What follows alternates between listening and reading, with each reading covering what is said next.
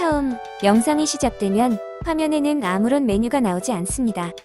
이때 영상 화면에 마우스를 대면 아래에 메뉴가 나옵니다. 만약 화면에 마우스 클릭을 하게 되면 영상은 멈추기 때문에 마우스 커서만 대셔야 합니다. 그 다음에 자막 메뉴를 클릭하시면 화면 중앙에 영어로 된 자막이 나타납니다. 이 상태에서 자막을 선택하기 위해 설정을 클릭합니다. 설정을 클릭하면 자막을 선택하는 메뉴가 나옵니다. 여기서 자막을 클릭합니다. 그리고 자동 번역을 클릭합니다.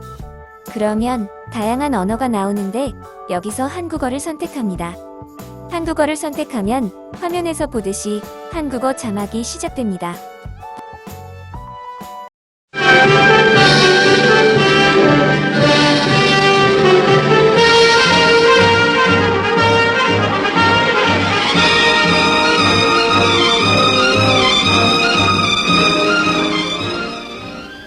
I'm Peter Drucker.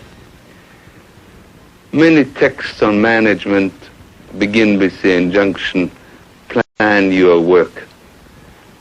But effective executives don't focus on work. They focus on contribution. They don't say, my work is keeping all the records of all the expenditures and all the revenues of this company. They say, it's my job to supply our management with all the information they need to make their decisions. They start out by saying, what contribution can I make that would really make a difference to the performance and the results of this company? But even executives that focus on contribution don't always get the full results. As you will see from the few scenes we are going to show you in a minute or two, they easily lose their contribution. They lose it sometimes because they indulge in that very common weakness, the arrogance of the expert who believes that everybody else has to know his language and has to speak his jargon. Or they do it, particularly the young and bright ones, because they believe the rest of us are mind readers and can figure out what they are doing, even though they do their level best not to tell us. So the effective executives do not only ask what their contribution should be, they also ask who in this company has to know what I'm doing and what I'm trying to contribute, and in what form do I have to present it so that he can understand it and can use it to make himself a better and more effective executive. Right. Yes. Well, what you're asking, Mr. Lansing, involves the figures for Sweden and the Netherlands for the past 3 months. Well, I'll get right back to you on that, sir. Right. There he goes again. Every time I want something, I'll call you back. Did I bring him in to run that department or be one of the jet set? Ralph, it's disappointing. It's frustrating. That is always a solid little part of our operation when you realize that 10% of our production is sold out of the country. That department's held its own year in, year out. We get a 3-4% increase in sales annually. And, of course, for years it was run by old Chris Whittaker. Supposedly run. Of course, he was mostly retired anyway. Remember that golf game he used to have every afternoon? But I really didn't mind as long as John Maurer, his assistant, was really running it. Yeah, ran it well. Everything went like a clock. Reports, figures, correspondence, projections. Right on the button, the way a good department should be. You're right, Ralph. I can't argue. John Maurer is a fine, efficient executive.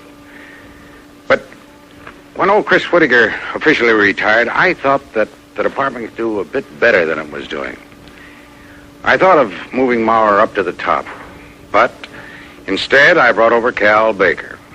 Bright, bushy-tailed. It's not working out, Ev. Let's face it. It's very embarrassing. Here's John Maurer with us for 15 years and doing a fine job.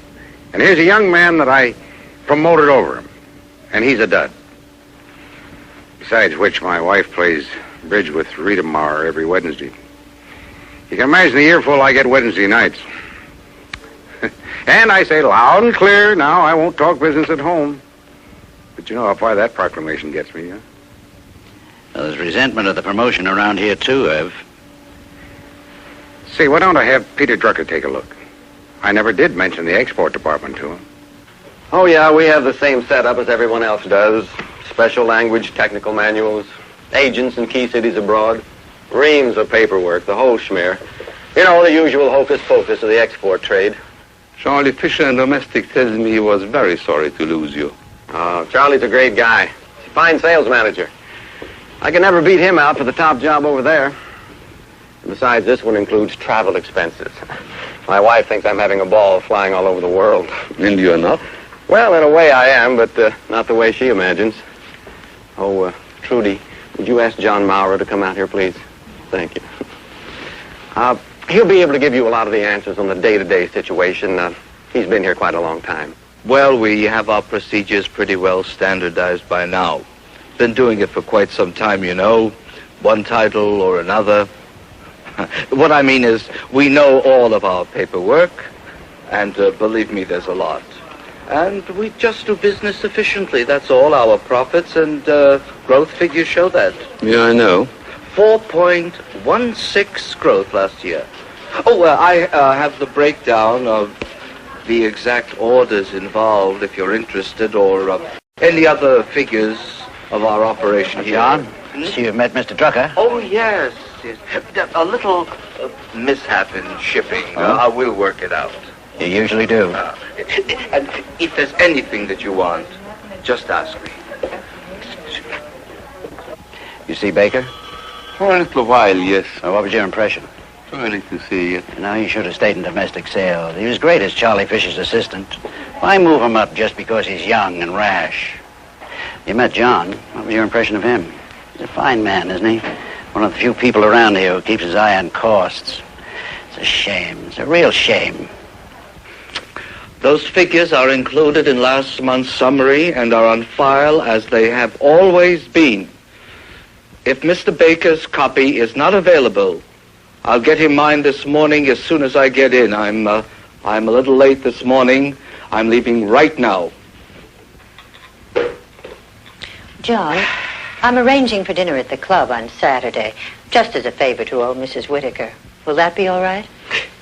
He gets the money in the office, and I do the work. John. Oh, that's a fact. I can't deny the facts, Rita. I carry the same load that I've always carried in that department. First when old Whittaker was over me, and now this new man. But, darling, there's no point in going over it. Ev Lansing talks about loyalty. I have given the firm nothing but that. And now to choose a top man... Well, it really does no good to rehash it. I don't rehash it at the plant. I don't even discuss it. I've never blown up. I've never taken it out on anyone. Allow me, please, to shout in my own house.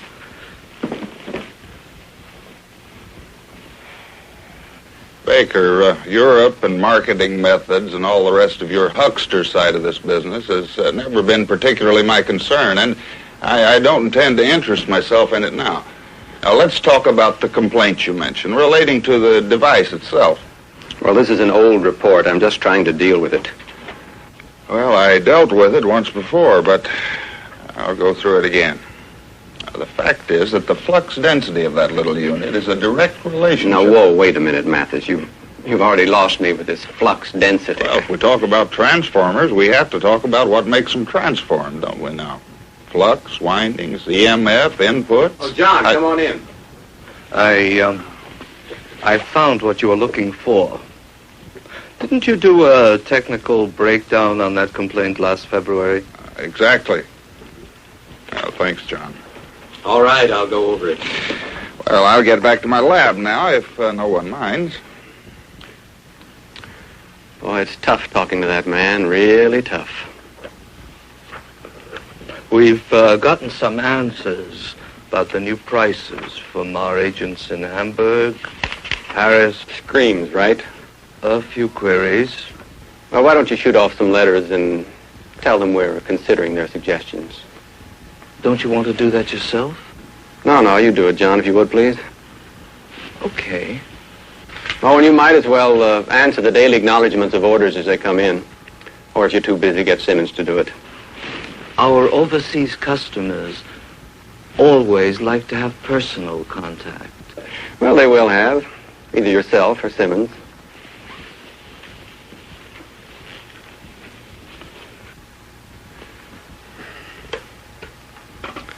Oh, Trudy, did those books arrive yet? Right, thank you.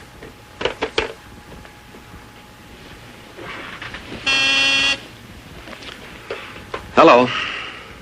Oh, yes, Mr. Lansing. Right, got it. I'll get right back to you on that, sir. I just saw John in the lobby, Rita. He'll be here in a minute. Thanks. How's it going, Brother Rita? You know, he never talks about what's happened.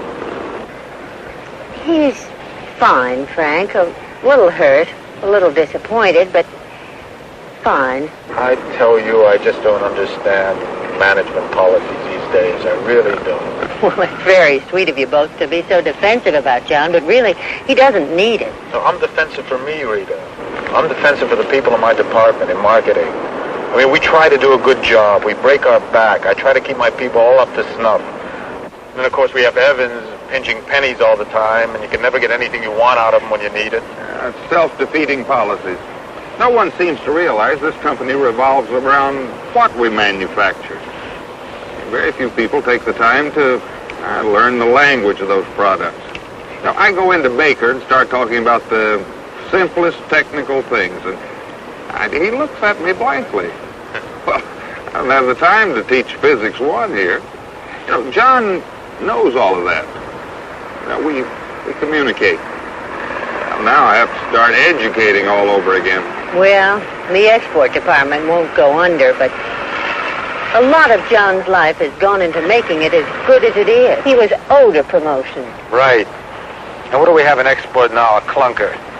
I'm responsible for market research, and I haven't seen him since he took over. What's he doing, playing the horses? Tell me, Baker, you enjoy baffling people? What do you mean? Charlie Fisher in domestic sales tells me you're a hotshot salesman, and here you've been export sales manager for quite some time, and you don't seem to do any selling. You know that some people are wondering whether you let the job go by. Well, that's their opinion.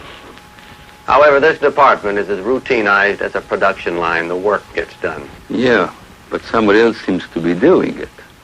Well, The question is, Baker, what are you doing? being head of the department. You know, Baker, Mr. Lansing is under the impression maybe this isn't quite the fact. Mr. Lansing is also under the impression that we're doing pretty great in Europe and elsewhere because we show that famous 4.2% increase in business. The truth is, though, the market in Europe is doubling almost every year. South America is getting ready to break out into high ground. The idea of continuing to sell a safe 10% of our output abroad and make a little side money is ridiculous. It's a joke. You have other ideas? Could be. Let's hear them. Well, I have a sneaking suspicion I'm taking a chance spilling this prematurely, but... well, I'll ride my hunch here. Besides, I'm getting a little tired of being labeled Peck's bad boy and Lansing's folly. Now, my basic idea is either we get all the way into the foreign market or we get out. Now, here are foreign curves for consumption in our field. Look at that. They zap up, and away. Now, this is us. Flat, steady as a tortoise. We're missing the market. And if we keep on like this, we're going to miss it completely. Meanwhile, we have all the expenses of a business abroad. Agents, engineering installations, office personnel, the whole works. But we don't have a business. Our business is here. That's perfectly true. Manufacturing here and shipping there creates problems and costs. Oh, we have to have special setups for special voltages, metric sizes, all that stuff. No. I believe we've got to change the essential nature of our business. At least think through whether we ought to assemble abroad, manufacture abroad, or at least license a firm to do this. No, we've got to think through all the alternatives. Isn't this a new idea for this company? So what? Look, I came in here. I looked over the operation. I saw what had to be done. I asked myself this question. How can I change a draggy old export department into something really important? Well, look. I've got everything in here but the kitchen sink.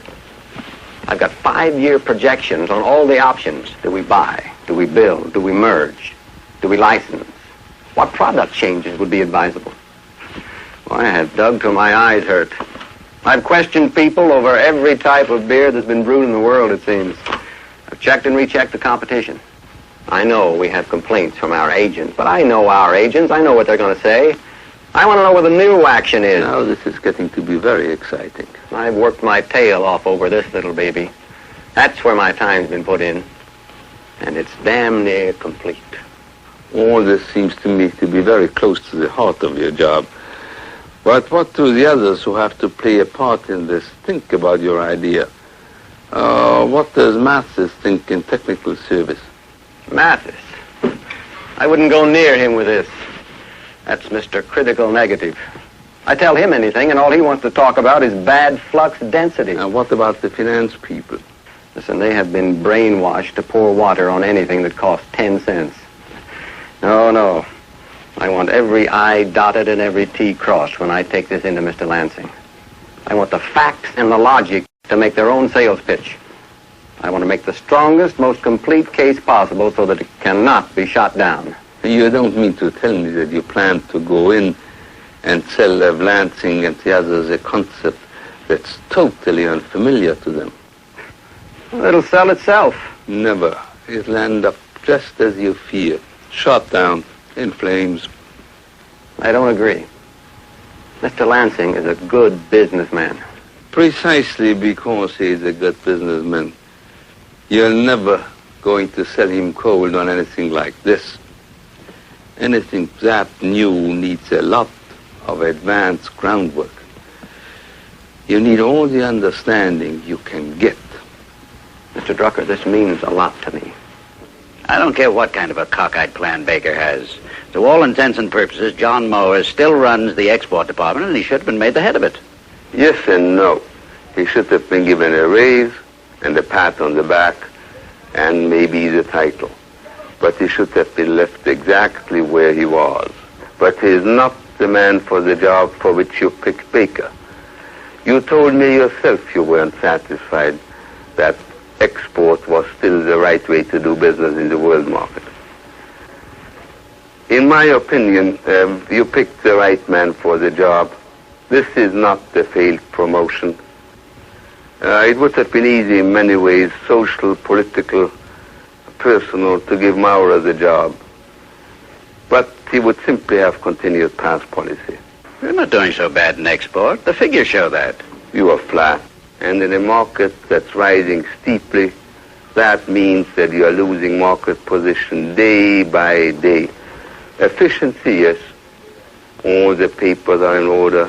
Everything is beautifully filed.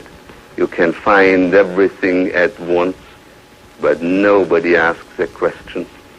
The result is stagnation. Why didn't Baker come to me? If he had just knocked at my door. He isn't the first young executive who tries to come up with a master plan that sets the world right at one fell swoop. A fine fantasy, but meanwhile a lot of trouble is being created. I'll say. The important thing is Baker went into the department, took one good look, and saw that it would run itself in its old accustomed donkey trot. And then he asked the one vital question: how can I create a new profitable business for this company? What's the creative contribution I can make now? What opportunities are untapped? Executives need to learn that the man who does a job well, and even the man who does a job very well, has not earned a promotion. He has earned a raise or a bonus. But a promotion should go to the man who has made his job a different job. It should go to the man who leaves behind a bigger job than the one he took on.